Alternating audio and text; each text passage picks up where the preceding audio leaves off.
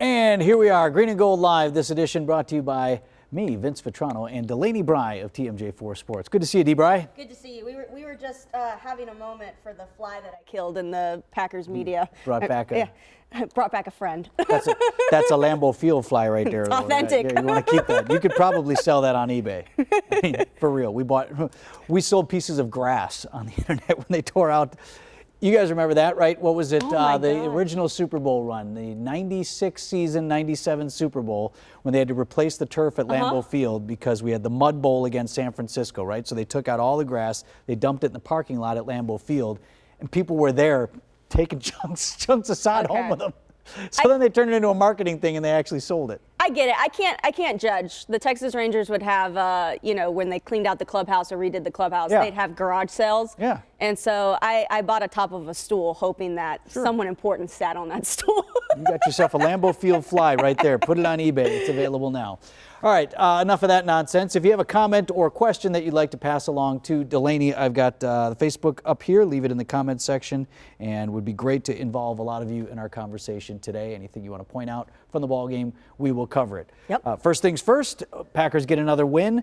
In many ways, it wasn't pretty, but we're 6-1. Here we go. Yeah, and that's exactly what I feel like Aaron Rodgers has been saying that since week 3. Yeah. The second they were 2-1, I feel like he's been saying, hey, it doesn't matter how we won, we won. And now it's a couple of weeks later, they're 6-1. They're going on a short week to the Arizona Cardinals on Thursday, who are undefeated still, some way, somehow.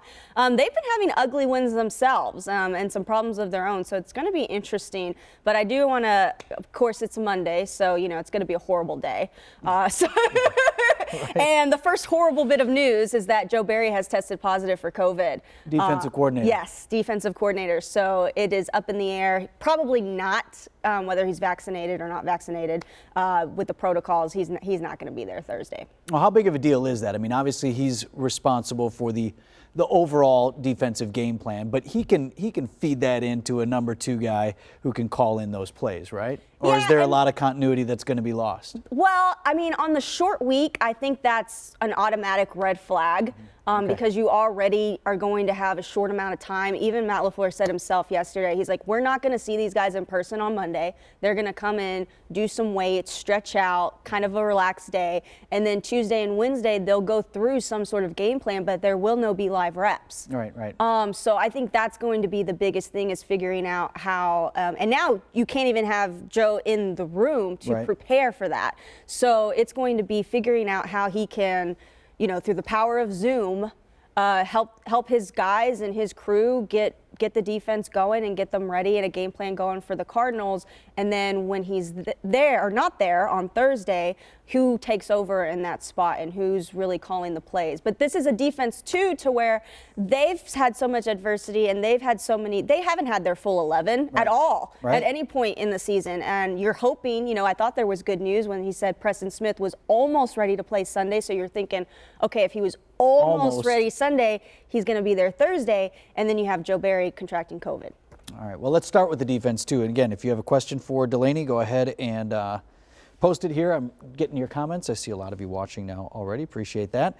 Let us know and I'll pass it on to Delaney. Let's start with the defense, MASH unit as it were, giving up more than 400 yards and yet still in those clutch moments found a way to get it done, maybe with a little help from Washington. And again, that's all that matters, right? Okay. Right? Well, they finally broke their ugly streak of 100% scoring, in the red touchdown zone. Scoring in the red zone. Finally got a red zone broke stop. it convincingly. No, absolutely. And they had a little help from Heineke. Sometimes those quarterbacks forget that you have to extend the ball past the pylon and not bring it in when they dive for the end zone. So they had a little help there.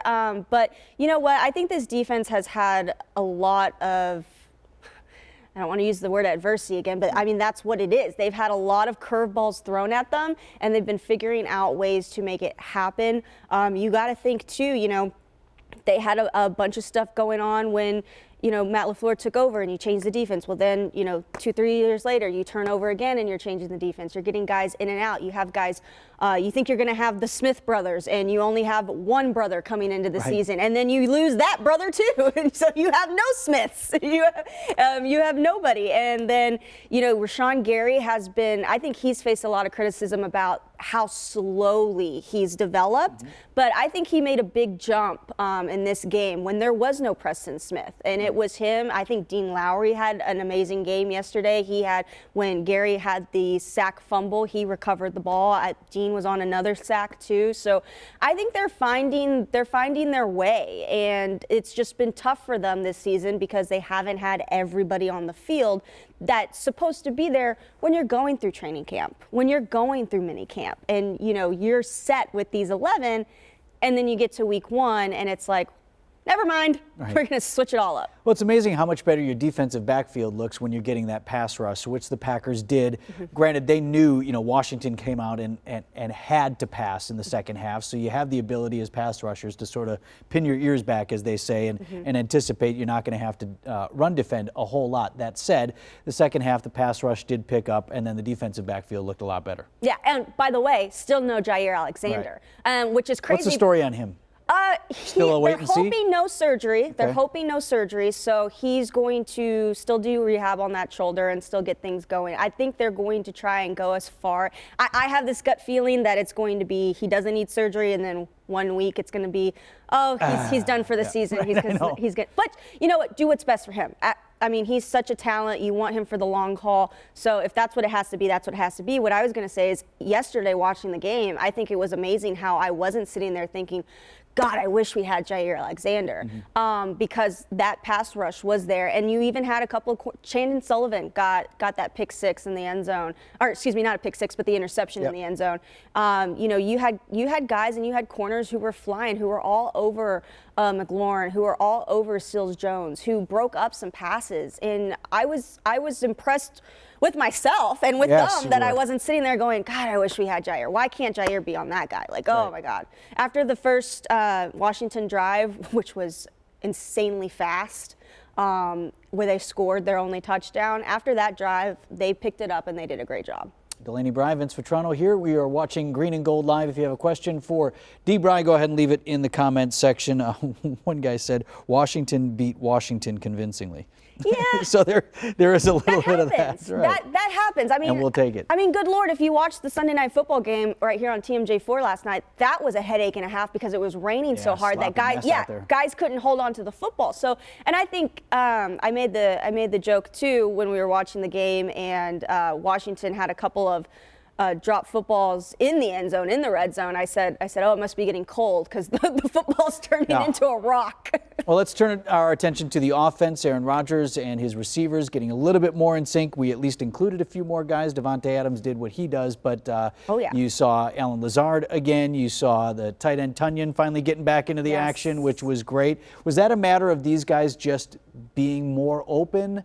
Or is it Rodgers looking around a little bit more? I mean, I really don't feel like Rodgers is the kind of guy that only wants to target Davante Adams. No. If other guys are there, he wants to get it to him. Absolutely. And Rodgers was kind of asked a similar question along those lines. And he said, look, he's like, when the run game is going, that opens up a lot. And usually it opens up a lot for Davante Adams. So that just happens to be the person who, so when the run game's strong, it's going to feel like he's only throwing to Adams when there's maybe some other options, because that's where he's looking toward, because that at the end of the day is his number one receiver. But when the run game's not going, you have to look to anyone, anywhere, at any time in order to move down the field. And that's what Rodgers said he was doing. It wasn't about hitting certain people a certain amount of times or making sure, he just wanted to see that they could get it on their own, because the Washington front did a great job. 57 yards they held Jones and Dillon to, which is not easy. And believe me, there were moments where they were fighting with their legs and they just couldn't get through.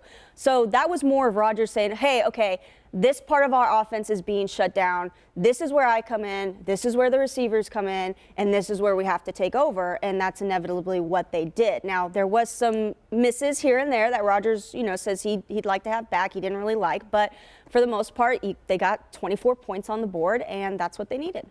Well, and here's the other point, Delaney. It's only a problem if it's a problem, right? Yeah. So if you're over-targeting one guy, except for he's catching it every time and scoring touchdowns, I guess what is the problem? Yeah, what's the problem? if you know that when you need the other guys, they'll step up and be open. And I thought that was something that, of course, for years, ever since they've really been together, except for year one when they were getting acquainted with one another, Rodgers and Adams have been something special. And yesterday, Adams had that amazing catch. I thought he caught it off of the helmet of the defender, but in the slow replay, you actually see that it goes just above his head, and he catches it with his fingertips and brings it down. And Rodgers was asked about that, like, do you just throw that thinking, it's 50-50 because it's Adams? And Rodgers is like, there are no 50-50 balls with Adams. If I'm throwing it to Adams, I expect him to catch it. And if he doesn't catch it, then nod your head to whoever was defending him, or it's his fault because he did something wrong. Missed the mark a little, right? Takes a lot for that guy to own that, right? Yeah. Let's talk about special teams briefly. We had a blocked kick again, or a blocked field goal attempt again. I mean, anything going on in that unit, or is this still in the just things happen category? I think this is we're starting to see flashes of brilliance, and I'm really hoping that's a good sign. Okay.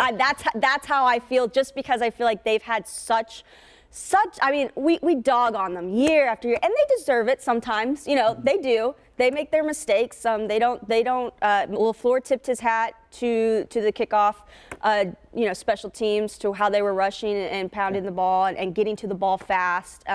He tipped his hat to them. But I think it's a moment of, okay, we're starting to have flashes of brilliance. Maybe this is where everybody's getting on the same page. Because if you really start to think about it, that may be the only phase of football who's actually had the people that they were supposed to have. Yeah, right. Where you're not just decimated up front or whatever. That's actually probably the most consistent group of, as far as people you're putting in on the line every single day, out of all three phases of football for the Packers. So I think they're getting to places. That was the first blocked field goal since October 11th of 2015. Okay.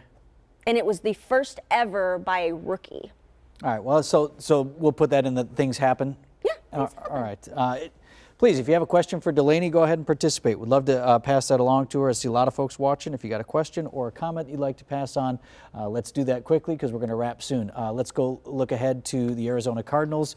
Packers, if they want to keep this winning streak going, have to do something that nobody's done so far this year, and that's beat the Cardinals, especially in their own house on a short week. Short week for them too, though. Yeah, and look, the Cardinals have had their moments too. Like I said, they've had some ugly wins. They've won some games where you look at the score and you're like, oh, they must have dominated. But then you go watch the tape and you're like, oh, I'm glad to hear you say that, because if you just look at the record, which largely, if you're not paying attention to a team, you look at the Packers record, they're 6-1. You say, wow, these guys must be amazing. And we're sitting here going, having watched every game, like, boy, this is wrong and this is wrong and this is wrong. Yeah. You're saying it could be a little bit of a similar deal down there in Arizona? Similar thing in Arizona, very much so. And I don't want to overcompensate that.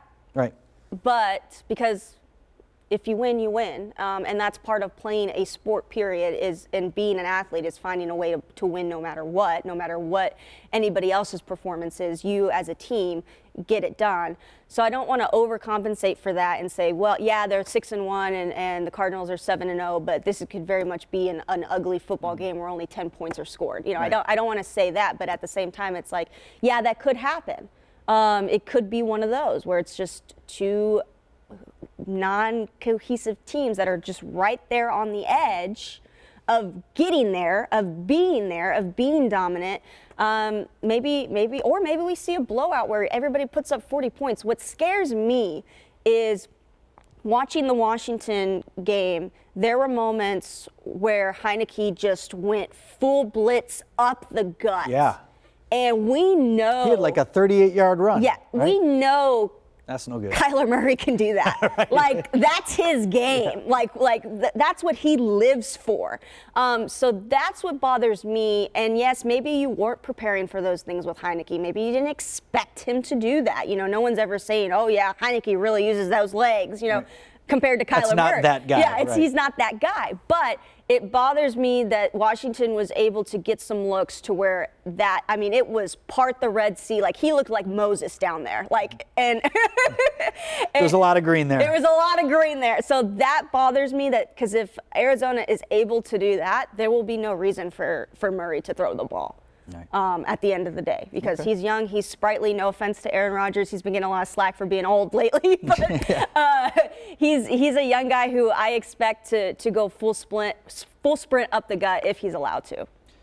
Was hoping for a question here for you, Delaney, but all I'm getting from our crowd here is Abdul Mubin says, "Yo, I want to be in news." All right. Thanks, man. And that's as good as the comments got. I mean, it must be because the learned commentary and lead from me is so good.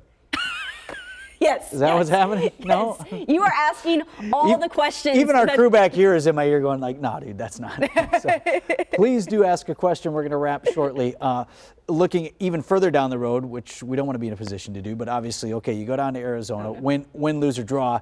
You have Kansas City again. That's on the road. I'm surprisingly no longer worried about Kansas City. Right. What a train wreck that's looking like. And this is coming from someone who covered Patrick Mahomes in college. And I know his family. I love him to death. What's happening down there? He's a beautiful person, not playing beautiful football right now. Yeah, and he's banged up on top of it. And he's on top of it. So that's going to be something interesting. I mean, he's a tough guy. He's very much somebody who will play through an injury if he has to.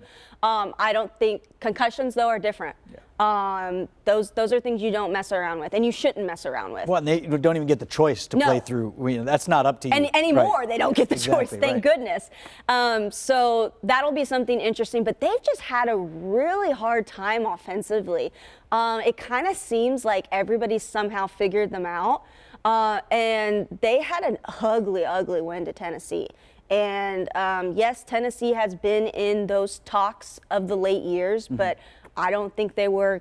I didn't have them as a contender this year. Right. So the fact that Tennessee beat them so badly, and granted, let's say Patrick Mahomes did come out of that game, but it wasn't until later in the game. He had played a half, 3/4 of football before he came out. So this wasn't Patrick Mahomes left in the first couple of minutes of the first quarter, and the backup quarterback was playing, and that's why they didn't score any points. They only scored 3 points.